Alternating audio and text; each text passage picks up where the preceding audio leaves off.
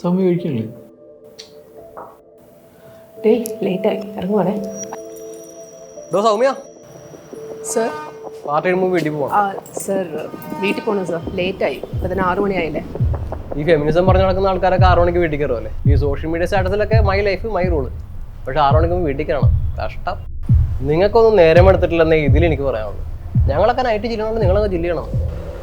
Okay sir. അല്ല സൗമ്യനൊന്ന് ആലോചിച്ച് നോക്കി, നിങ്ങൾ ടൈം ലിമിറ്റൊക്കെ തീരുമാനിക്കണം നിങ്ങൾ തന്നെയല്ലേ? It's my choice. നൈറ്റ് ചില്ല് ചെയ്യണോ വേണ്ടയോ, രാത്രിത്തെ ലേറ്റായിട്ട് നിൽക്കണം, ഇതെല്ലാം ആണുങ്ങൾ തീരുമാനിക്കേണ്ട കാര്യമല്ല.